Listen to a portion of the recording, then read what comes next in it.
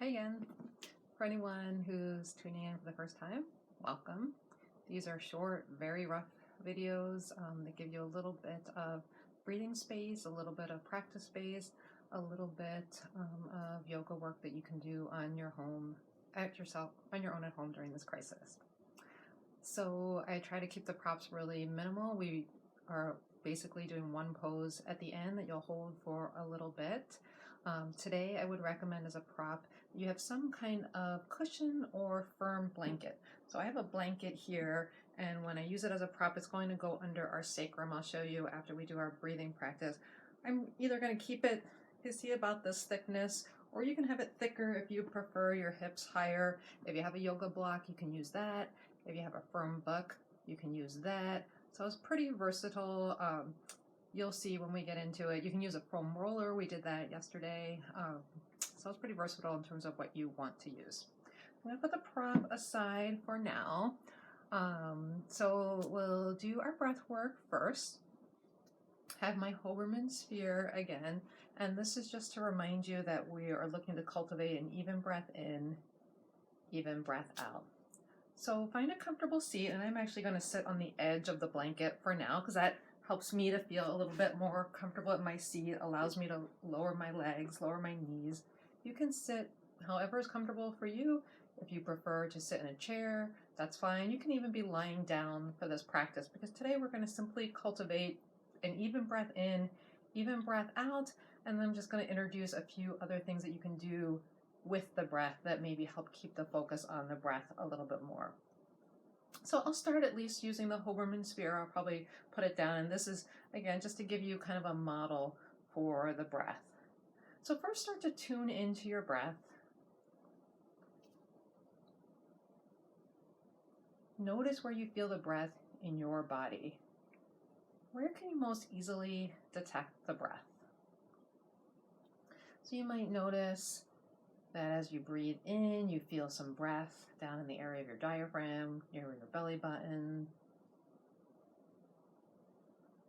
Maybe as you exhale, you can feel the lowering of your chest. Maybe on an inhale, you can feel the breath in the area of around your nostrils, flowing in and out. Perhaps you feel it in your rib cage, your back.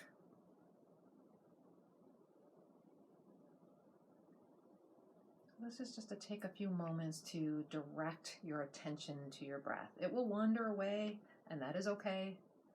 That is normal under the best of circumstances, and we're not in the best of circumstances right now. When your breath wanders, because it will, notice that my breath is not here, it's here, and gently, as if you were guiding a friend, a loved one, a child, draw your attention back to your breath.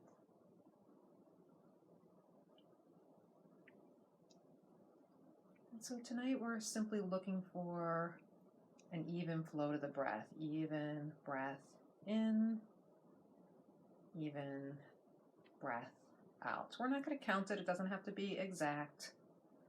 Just looking for an evenness to each breath in, and even as the breath flows out.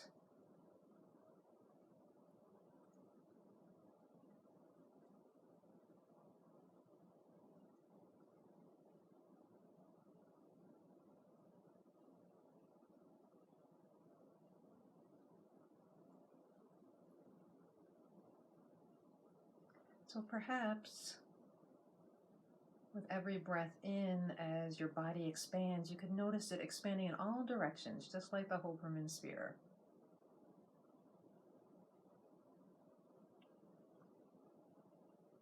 So as the breath fills your torso expands not just out to the front, but also to the back and to the sides.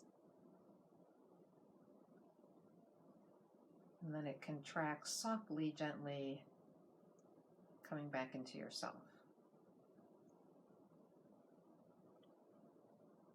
A few more rounds like that.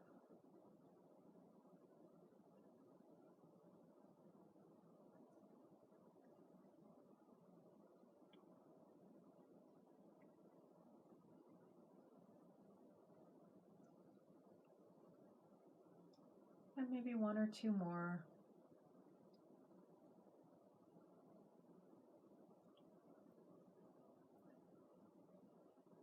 And continue your breath. I'm going to put down the sphere. You can also use a phrase with your breath. If you find your mind is wandering, you want to anchor yourself a little bit more to your breath. You can use any mental noting or wording that feels right for you. So the simplest is probably some version of in, out, or inhale, exhale. As you breathe in, you can say mentally to yourself, inhale. As you breathe out, you can say exhale. Or simply in, out. Your mental noting can be something that's more meaningful to you. Other examples could be let go, at ease. And you might also choose the same word on the in-breath and the out-breath. So that might be something like this. Peace. Peace. Peace. Peace. So a few more rounds that way. If you choose to use a word or phrase, or simply continuing the focus on an even breath in, even breath out.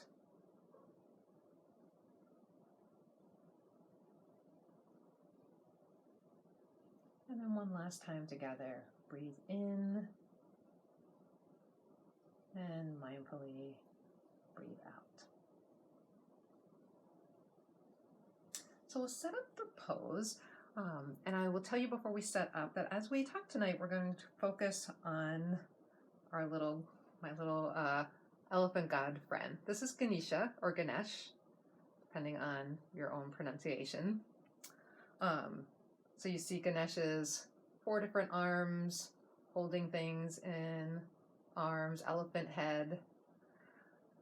Ganesh is the god of obstacles, but also the god of new beginnings. I'm going to talk a little bit more about the story about Ganesh from this book. I think I read from it the other day. It's called Myths of the Asanas. Asana is simply pose or seat in yoga.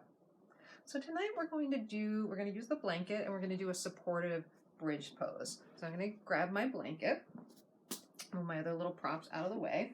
I'm going to come back to lying down on my back with my prop nearby. And again, it can be a blanket, it can be a block, something that's firm, that's about 4 to 6 inches or so. It can even be a little higher, but I would say firm that maybe has a little bit of a softness to it, or something firmer like a foam roller or a yoga block is fine too. So I'm going to lie down with my knees bent, my feet on the floor. And once I get here, I'm not going all the way down just so I can talk to you. I'm going to press into my feet to lift my hips a little bit and then slide the prop underneath.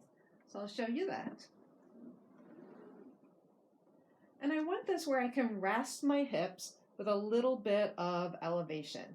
I can even do them a little bit higher. So I'm going to fold my blanket in half, raise my hips a little higher, and you can see it better that way. And then my feet are still resting on the floor. You can allow your knees to come in toward each other if that feels comfortable. And the other option is you can stretch your legs out long. That's going to change the area of the stretch a little bit more to the front of the hip flexors. If that feels like too much of a stretch and you want a more restful pose, stay right here. Hands can rest on your belly, out wide to your sides, overhead. Whatever feels comfortable for you. If the blanket or other prop feels like it's digging into your waistband a little too much, the area behind your waist, push it down a little further toward your feet. So that's really more under your sacrum, that bony part at the end of your tailbone, and supporting your hips. So you get yourself comfortable. I'm going to come back up to seated.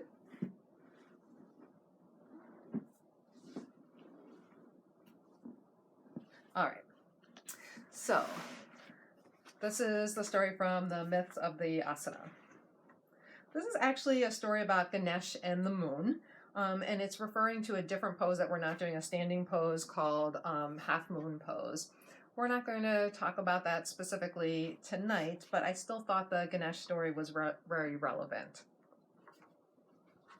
So, Ganesh, the charming elephant-headed god, adored by so many for his generous ways and clever antics, is also known for his wild infatuation with all things sweet. He is often depicted with a bowl of prasad, sweet, blessed food, in his palm, which he is never far from ingesting. Despite his love of sugary foods, he is a master of yoga, taking after his father, Shiva. Ganesh knows how to balance indulgences and austerities, leaving him with a flexible, albeit pudgy figure. On one of his exploits, Ganesh actually consumed so many sweet cakes that his belly was full to bursting.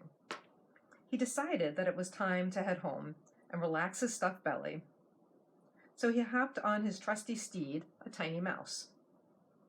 Because the mouse is such a small vehicle, Ganesh has to practice extraordinary balance to keep his hulking frame on the erratic creature. The pair was cruising smoothly along when a very long cobra slithered onto their path and frightened the mouse. The mouse darted one way and Ganesh fell the other. When he hit the ground, his overstuffed belly exploded and sweet cakes rained everywhere. This greatly perturbed Ganesh, who was upset not only by the cobra's disruption of his ride, but at the loss of the sweet fullness of his tummy. He walked around, collecting all the sweet cakes, and stuffed them one by one back into his belly. Then he snatched up the cobra and tied it around his waist to cinch it shut. All the while, the moon, Chandra, was watching the extravaganza and couldn't help but exploding into laughter at Ganesh's crazy antics. Who indeed could resist? Ganesh was very upset to be the subject of Chandra's laughter, and in a fit of anger, remember he is Shiva's son, he broke off his right tusk and hurled it at the moon. Pierced by the tusk, Chandra's light went out. Ganesh cursed the moon so it would never shine again, leaving the earth continually lit by the sun. With no night, no dawn, and no dusk, love was lost to the world. There was no place for romance, and men and gods alike became scorched and hopeless upon the hot earth.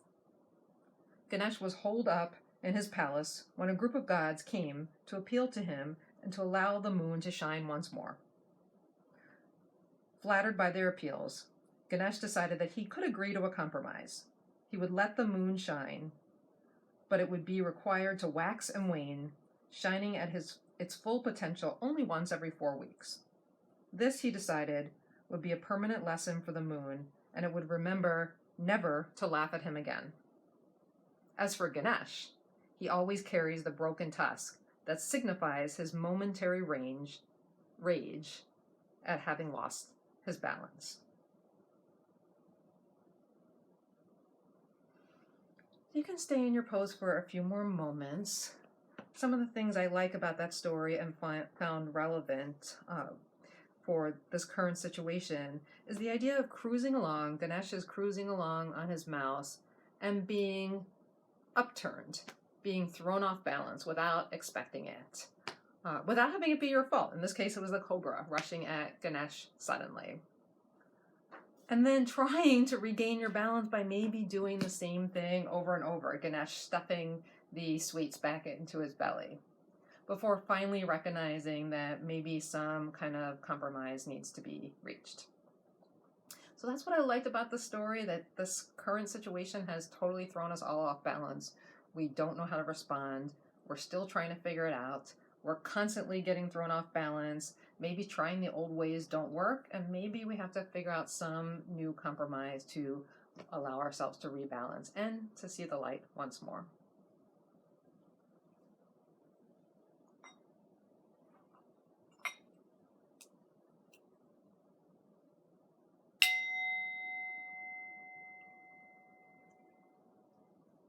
So when you're ready, you can start to come out of your pose. You can push into your feet. Remove the prop from underneath you. Roll to one side. and help yourself up to seated.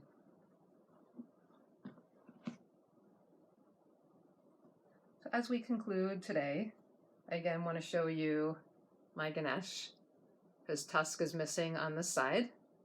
And you can also see this is the bowl of sweets in his one hand right there. We're going to end tonight with a mudra. A mudra is a yogic hand gesture. Every time we bring our hands together in what's often called or commonly called prayer postures, this is a mudra. It's Anjali mudra. So mudras, I think they have different meanings, or they're said to have different meanings. What I recommend is you try them and see how they feel for yourself. If it helps you with your own concentration, focus, or does something for you, then maybe it's something that you want to use in your practice. So Ganesh, there's a mudra, and it's for overcoming obstacles, right? Ganesh is the god of overcoming obstacles, and I think I mentioned at the beginning also the god of new beginnings. Those two things tend to sort of go hand in hand. So for this mudra, and keep in mind that I'm not mirroring you in this video. When I say left hand, this is my own left hand. It's going to look like my right for you looking at this video. Your left hand is going to go facing out, so your thumb will be down, right hand facing in, and you curl your fingers around each other like that. Hold them gently apart. So hold the mudra for a few more moments. See if you can return to the breath that we cultivated at the start of this practice.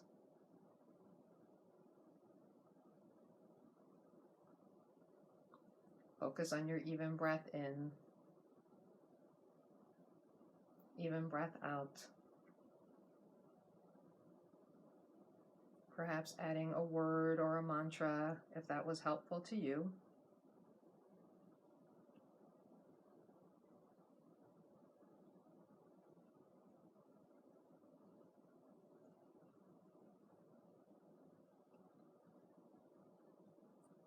And you can release the mudra.